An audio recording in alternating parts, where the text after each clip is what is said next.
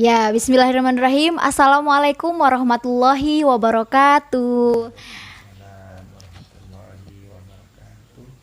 Nah, sekarang ini dari Nadia ini ada program ngobrol santai ya. Nah, ngobrol santai kali ini kan di bulan Ramadan ini kebetulan bingung nih mau ngobrol santai sama siapa gitu ya. Daripada kita bingung-bingung, mendingan kita ngobrol santai sama Bapak Dr. Andes Kiai Haji Acep Basuni MPD MAG.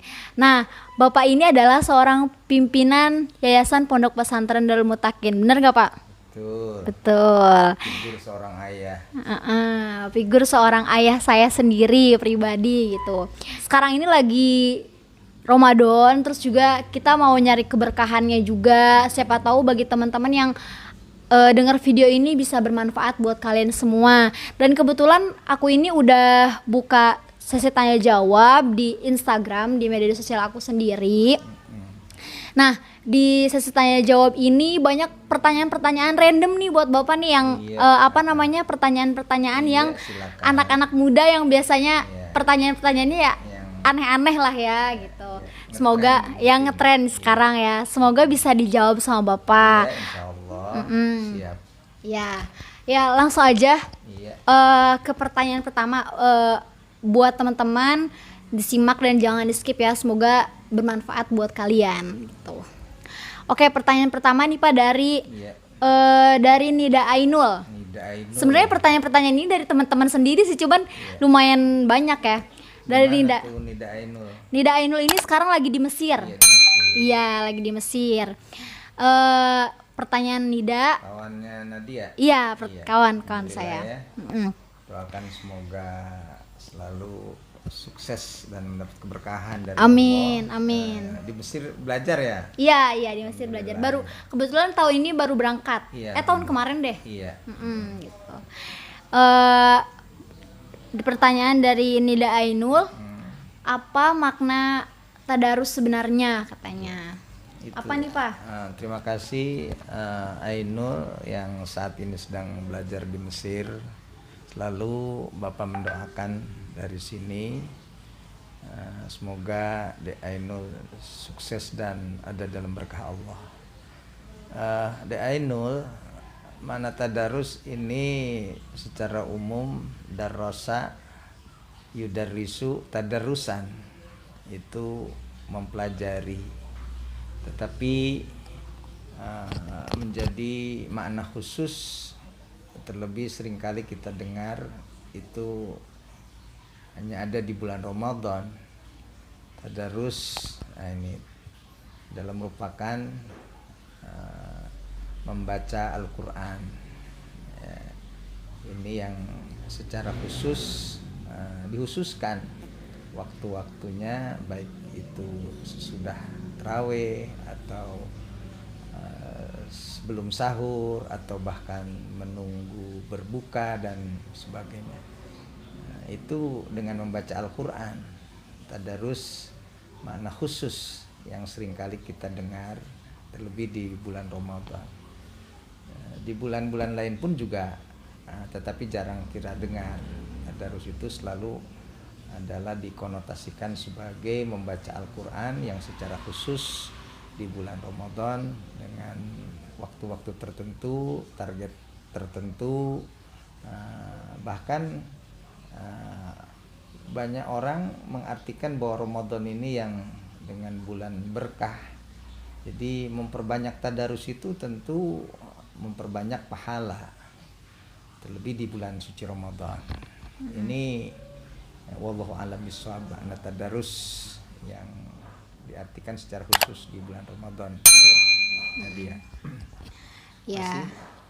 Makna tadarus tadi yang diartikan di bulan Ramadan, apa sebenarnya tuh apa gitu? Iya, ya itu tadi membaca Al-Quran. Tadarus membaca Al-Quran ya, di waktu-waktu tertentu yang di bulan Ramadan umumnya gitu. Tetapi bisa saja di bulan lain pun hanya membaca Al-Quran yang makna khususnya itu bulan Ramadan. Seperti itu. Oke, nah itu nih jadi makna tadarus yang ada di bulan Ramadan itu adalah membaca Al-Qur'annya itu sendiri gitu. Dan pahalanya sangat besar ya, Pak ya. Biasa memang bulan ijabah, Bahkan sampai katanya tidur juga kan kita ibadah ya, gitu kan itu gitu. memang naumu ibadatun bagi yang berpuasa, tapi tidak lalu udah tidur terus, tidak ya. Jadi meskipun tidur itu adalah menjadi ibadah bagi orang yang berpuasa. Jadi kalau sengaja tidur itu nggak boleh Ah, karena ibadah kan, ya, sengaja tidur jadinya. ya boleh-boleh saja, tapi tidurnya kan tentu ada waktunya, tidak lalu waktu sholat kita tidur. Biasanya kan selalu yang sering bagi yang berpuasa itu bablas sudah sahur biasa itu, ini bahkan tidurnya berdosa. Ya, jadi ya ada waktu-waktu tertentu yang memang ya, karena kan biasanya bulan Ramadan itu kita ada sahur gitu ya, bangun terus otomatis waktu itu ya menjadi tersita untuk ibadah, sehingga ada waktu yang kita untuk tidur juga yang menjadi ibadah, yaitu tadi ya, seperti itu. Oke. Nah, untuk selanjutnya ada pertanyaan dari Fazlan NF. Iya. Nah, Mana Fadlan NF? Fazlan ini orang Bekasi, tapi di Bekasi. kayaknya sekarang lagi di Bandung sih, gak tahu. Nah, kata Fazlan ini, bagaimana cara agar kita bisa istiqomah dalam bersyukur? Ya, dalam bersyukur istiqomah itu kan dari fastaqim kama umirta dalam Al-Qur'an. Beristiqomah, jadi senantiasa. Jadi kalau Fadlan kebiasaannya di Ramadan ini ya, baca Quran, ya buat itu lakukan secara istiqomah. Jadi biasanya sebelum sahur atau sesudahnya, atau bahkan sebelum maghrib, sesudah tarawih dan seterusnya. Ya, jadi walaupun sedikit itu tetap baca, upayakan. Itu istiqomah. Jadi tidak lalu ketika dia senang lalu banyak dia kemudian lagi malas, itu tidak. Jadi istiqomah itu jadi orang bilang itu ajek. Jadi kalau dia biasa 2 rakaat qabliyah ba'diyah rawatib selalu tidak pernah ia tinggal. Itu hal kecil padahal, tapi karena istiqomah itu. Jadi nilai ibadah seseorang itu bukan karena banyak apanya, tetapi karena keistiqomahannya. Sehingga mana istiqomah. Lalu bagaimana kita menumbuhkan istiqomah, keinginan untuk senantiasa istiqomah? Ya tentu dari pribadi kita, dari jiwa, dari keinginan yang senantiasa. Yang menjadi daya tarik itu tentu kan bahwasanya puasa misalkan dengan tadarus ini luar biasa. Ya, kemudian ada qabliyah ba'diyah rawatib, kemudian ada sedekah, ya senantiasa itu istiqomah. Jadi tidak kemudian sewaktu-waktu, tetapi betul-betul dilakukan walaupun ya sedikit, atau mungkin ya 1 halaman saja, atau mungkin 2-3 ayat, atau mungkin paling tidak ya. Tapi terus setiap saat, setiap waktu yang memang sudah kita siapkan untuk senantiasa kita baca, maka baca. Itulah istiqomah. Untuk menumbuhkannya daya tarik bagaimana ingin mendapat pahala yang luar biasa, sehingga tadi disebut bahwa nilai ibadah seseorang itu pada istiqomahnya, bukan pada banyak dan sedikit, tetapi pada istiqomahnya. Walaupun sedikit, ya qalilun yadum khairun min katsirin la yadum. Sedikit tetapi istiqomah yadum itu masih lebih bagus daripada banyak tetapi tidak istiqomah, tidak senantiasa.